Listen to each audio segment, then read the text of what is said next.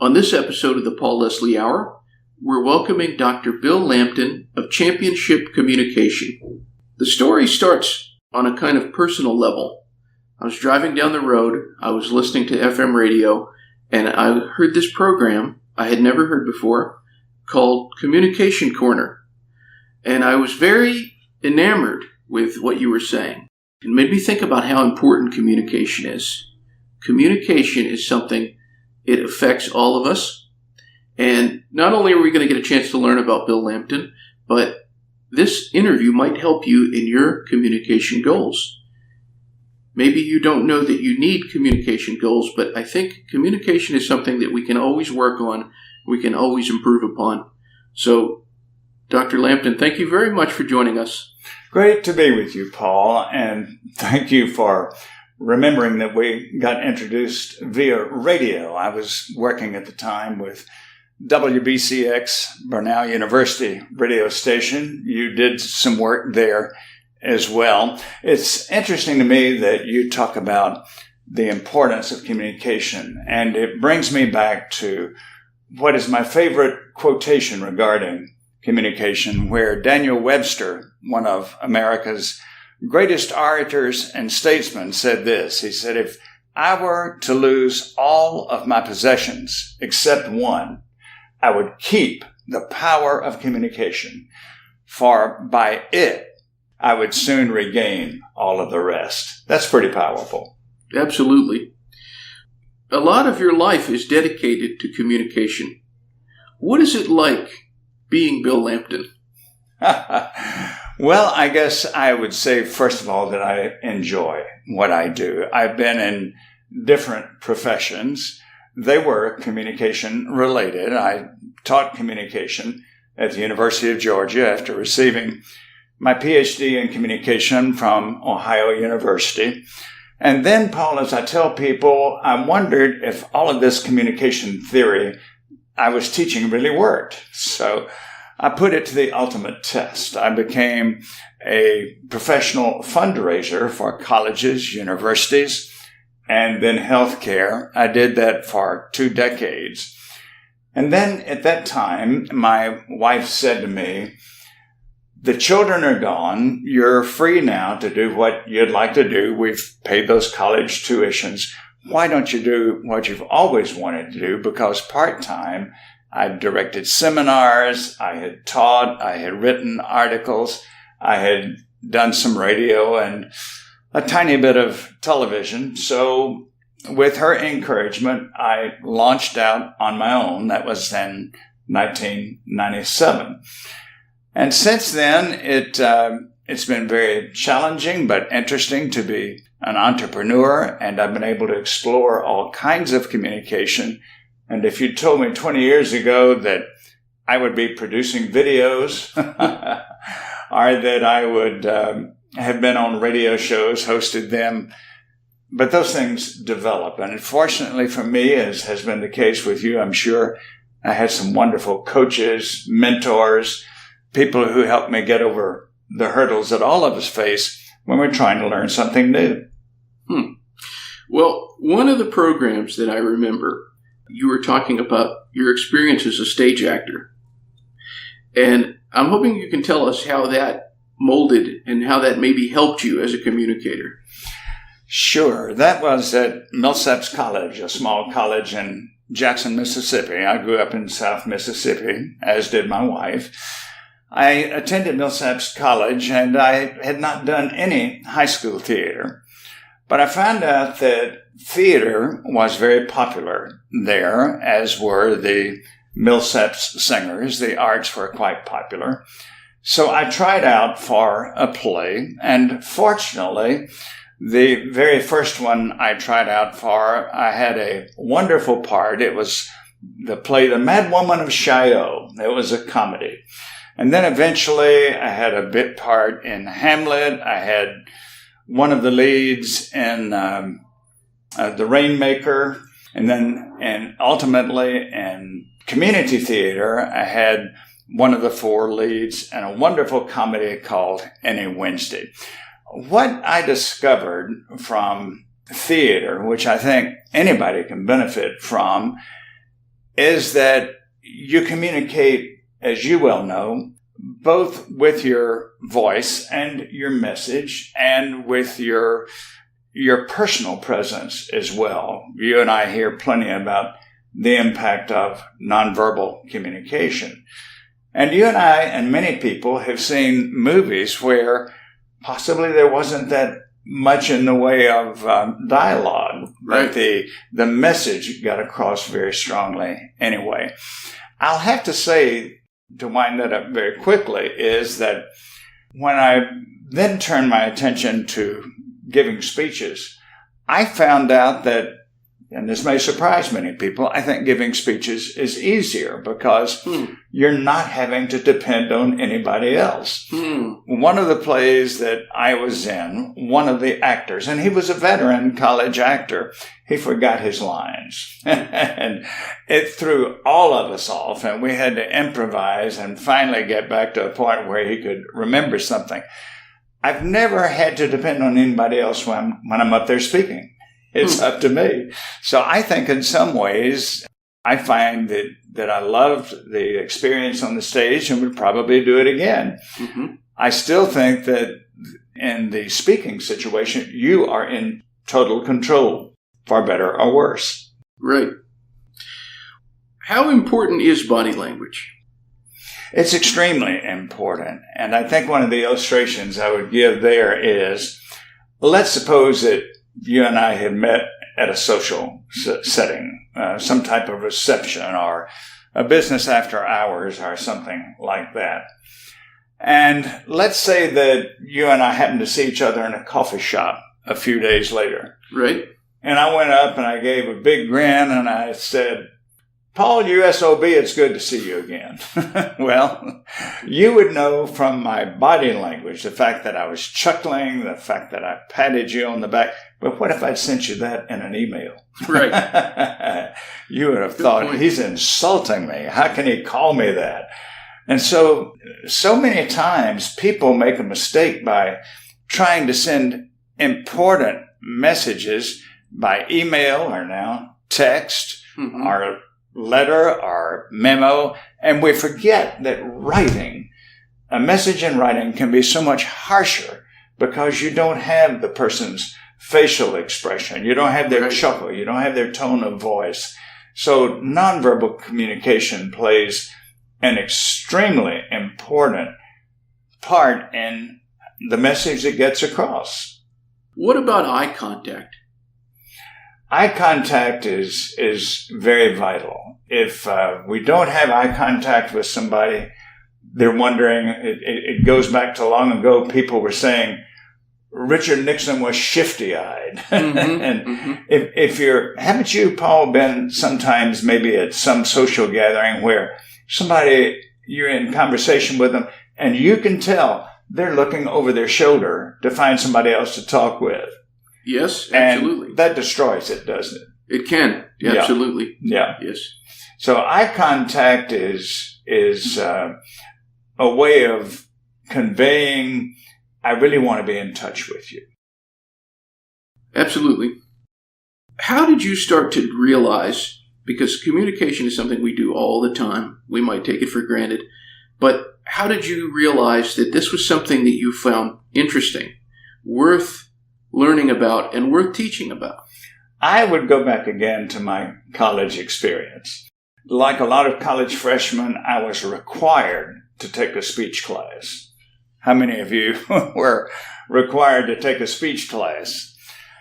And I never, of course, guessed that I would be teaching a captive audience myself like that many years later at University of Georgia. But in that speech class, Paul, what fascinated me was if a student researched a topic, if they really believed in what they were saying, and they gave a convincing, persuasive presentation, it was amazing to me that the 20 or 25 people in the class, in 10 minutes, they could have their opinions changed. Yeah.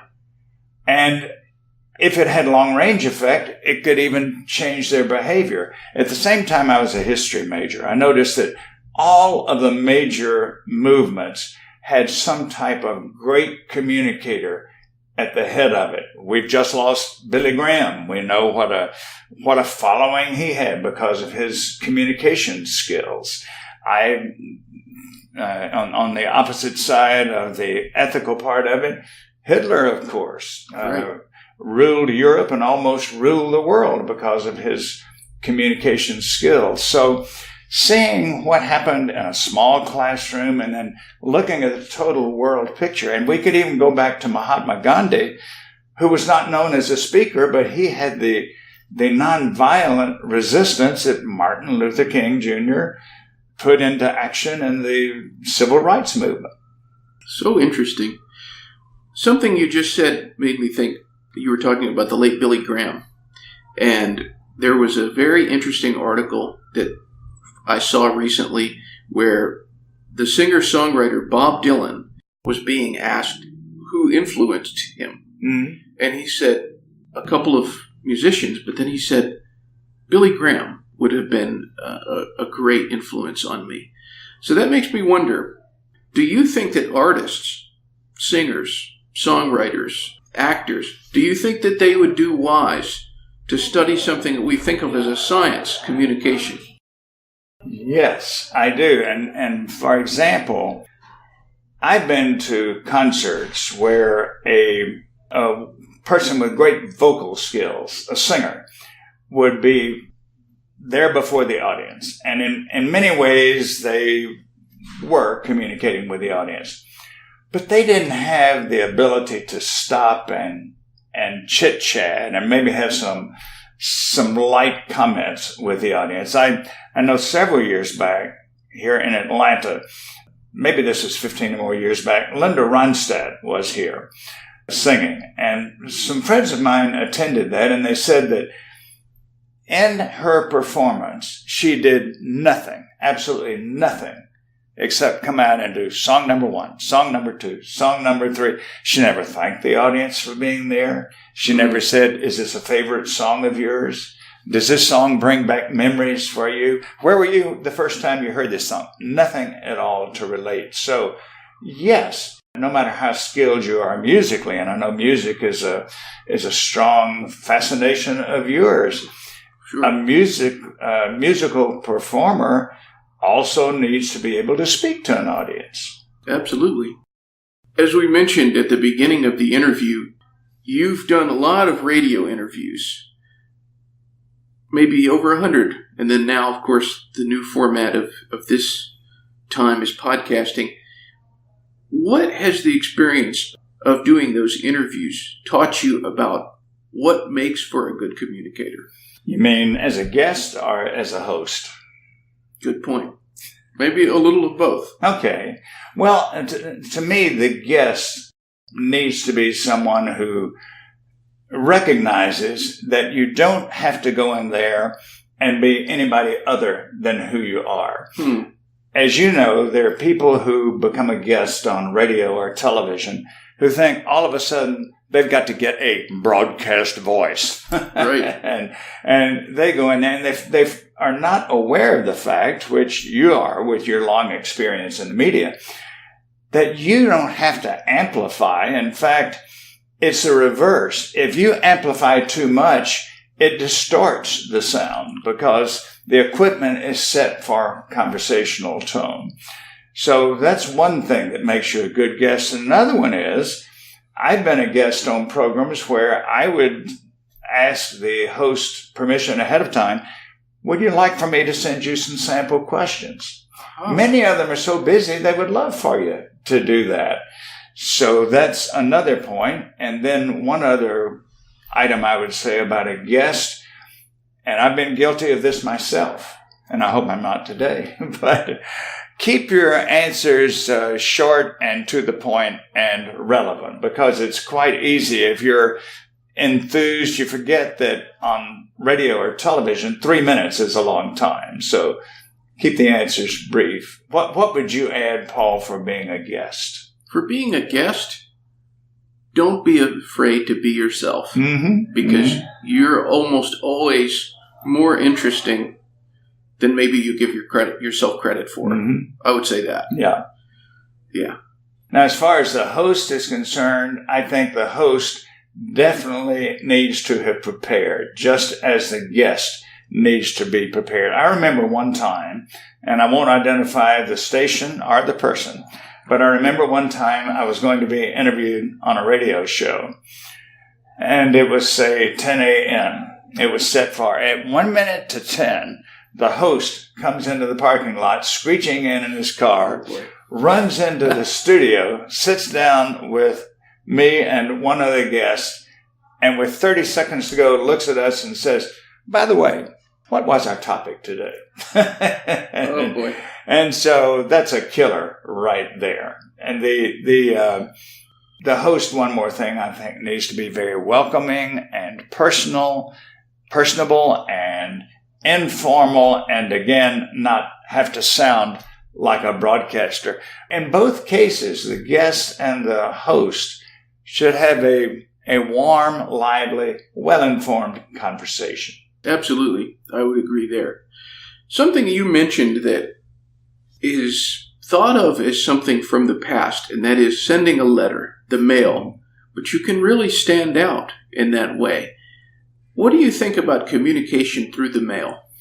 To me, the one thing we all want to do in our communication is to stand out. That's why a lot of people learn video, or why people do podcasting. You do both.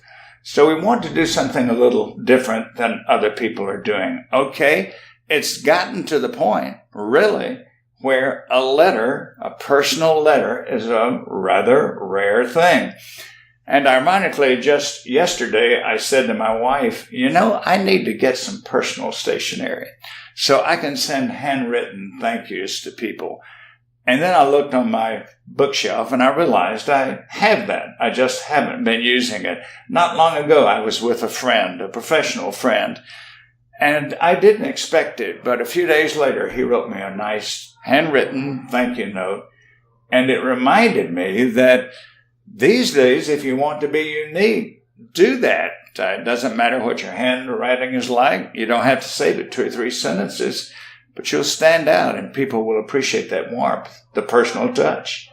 Even though a letter does make you stand out in this time, what would be a way that maybe someone who's watching or listening could stand out even more? Okay. As Richard Nixon would say, I'm glad you asked that question. I learned a while back, and I tell this to people I'm coaching, and I tell this to audiences and seminars I'm directing, that all of us in business, how we follow up with a prospect that we've just visited with, that's very significant. Now, many people will use what I'd call the standard, the old-fashioned way, maybe a formal business letter. Somebody else might send a postcard, although that's quite rare these days. Someone else might send a text. Many people would send an email, and maybe there are those bold enough to do a follow-up phone call. Here's what I learned, which I highly recommend. I recommend that you learn how to produce your own videos. Paul, when I go to see a prospective client, the next day I will email them a video thank you.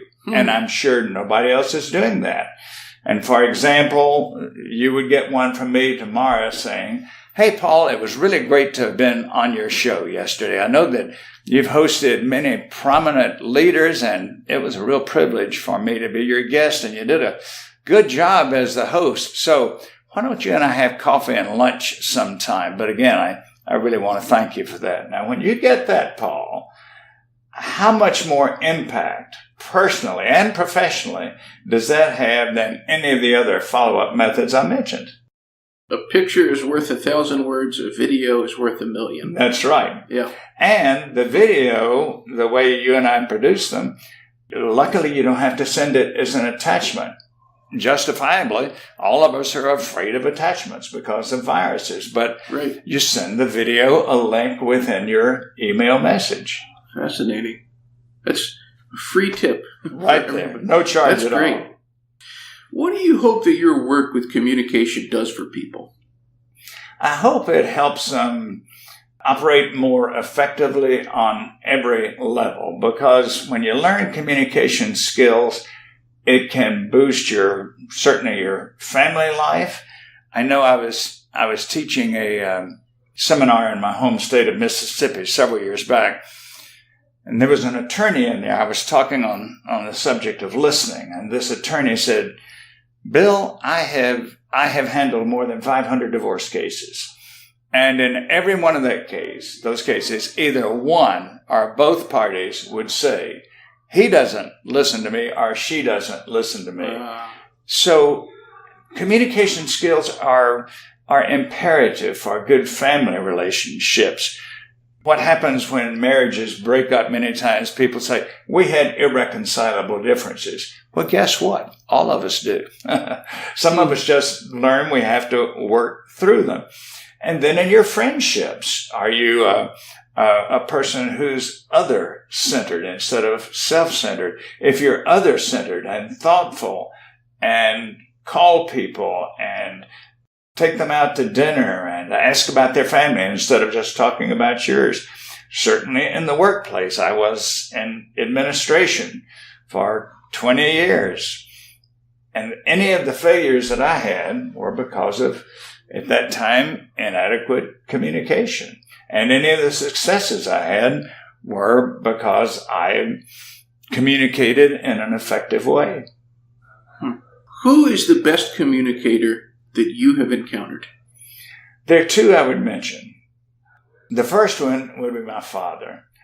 I was very blessed because my father never had any of the contemporary communication experts that we would listen to today, such as Stephen Covey or others. He would not have known their names. This was before his time. But he had a wonderful innate skill. He managed a department store of about 50 employees, and he did this for 5 decades. Now, what made him superlative as a communicator was his ability to listen to people and to really listen with empathy.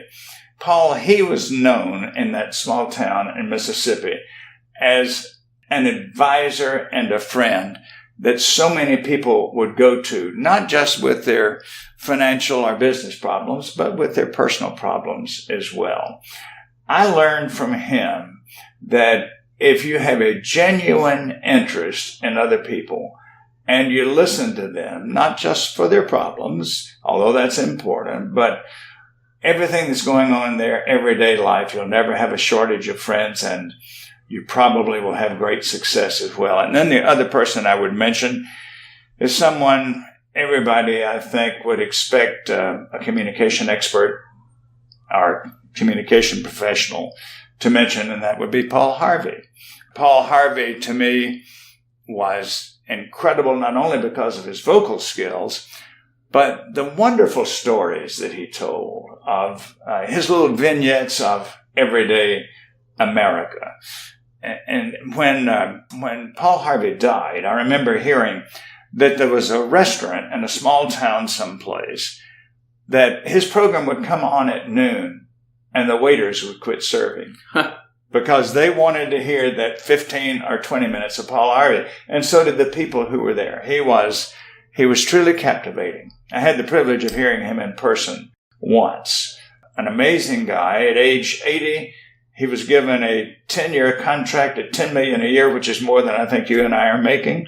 Yes. And he lived that out. He got all 10 years of that $10 million a year contract. I have to agree with you on Paul Harvey. What a communicator. Mm-hmm. What a storyteller. Mm-hmm. And what a presence. I would advise any of our viewers and listeners to read Paul Harvey's autobiography, which came out shortly after his death. I think the name of it logically was The Rest of the Story. Yeah. And to me, one of the most interesting items in there is where he talked about starting out at tiny little radio stations, as many of the big stars had to. He said that one manager came to him one day and said, "Paul, we're going to have to fire you from the air and put you in sales." And Paul said, "Why?" And he said, you pause too much. So Paul agreed to shorten his pauses, but to still keep them there. And naturally, that became his worldwide trademark. What do you hope people say about you behind your back when you're not in the room? Oh, that's a provocative question. I guess if there's any adjective I would like for them to use, it would be that he was authentic. We hear that so much as a need these days. We've been disappointed by so many people in public life who we found out were not authentic. And you and I could name 20 to 30 of them right now. There's a real thirst and a yearning for someone who, when you see them, they're the same every time. And if you've seen them on a video, or if you've heard them on radio, or if you've read their article, every time they would be the same person. I'll give you an illustration of that. Kat Cole is familiar to many of us because she started out as a Hooters waitress. She then became the head of Cinnabon at age 32, I believe it was. Now, about 4 years later, she's head of Focus Brands. I happened to have the privilege of hearing her speak, 4 or 5 years ago. Afterwards, I walked up to her and I said, I am a speech coach, and I would love it so much if we could have our photo. If I could take a photo of you, would that be okay? And I handed my camera to someone there, and they said, well, why don't you get in the photo with her? And she was so gracious about that. And ever since then, we are on Facebook together, and we post back and forth. And here she is, one of the most incredible business leaders in the world, not just in America. In person, she's warm, she's caring, she's receptive, and I had at least a 10-minute conversation with her. In the last couple of years, she's gotten married, she's a mother. She's a wonderful person, so that to me is authentic. What you see and what you hear is what you get. That's a compliment. To me, the highest you could give anybody. I'd love that one. What is the best thing about being Bill Lampton? Oh, I have a lot of privileges in life. I have a wonderful, supportive wife. People ask how long we've been married. I don't tell them exactly. I just say, well, Adam and Eve attended our wedding. And I have 2 adult daughters, both very successful professionally. One is a pharmacist, one is a speech pathologist. Both of them graduated from the University of Georgia, where I taught. My wife had a terrific career as a second grade teacher in the public school system. I told her many times, she taught for over 20 years. I said, you're one of the few people who early in life found your niche, your talent. And now and then, Paul, will walk into a restaurant and some guy about 6'4" with 2 little kids walks up and says, Mrs. Lampton, you taught me in second grade. So my family is a great treasure. I also have had opportunities because of my communication career to go places, meet people, do things that would never have happened to me otherwise. I've been the enrichment lecturer on 3 cruise ships. I've worked with the Ritz-Carlton Cancun. I've worked with top companies such as Gillette, Procter & Gamble, Duracell. So my life has, in the last 20 years, especially in my 3rd profession, has opened up beautifully. I welcome every opportunity to coach people individually, to direct seminars, and then I still get a tremendous bit of satisfaction when I can share my ideas with an audience. So how would you define Bill Lampton? Who is Bill Lampton? Well, I think one of your other guests, when I saw you interview Larry King, he said, a lucky guy. Yes. So I would say that. I say that my best decision I made was even before I was born. I chose my parents very well. So I would define me as a guy who loves what he's doing. I don't see every once in a while, some people will ask me if I want to retire. And I say, well, when they close the lid on me, I'll retire, because I love what I do every day. I love learning new avenues about communication. I still have some goals in communication that I have not met, and some I even adopted fairly recently. So every day, there are two ways you can wake up when the alarm goes off. One is, oh, God, it's morning. And the other one is, good morning, God. Wow. So I'm grateful for every day of life and every day of opportunity to work with great people like you, Paul. Thank you. Well, I always like to end very open-ended. We just never know when we're communicating who might be listening or watching. We never know. Sometimes it's surprising. I didn't know you were listening to me on the radio that time. Good point. Yeah.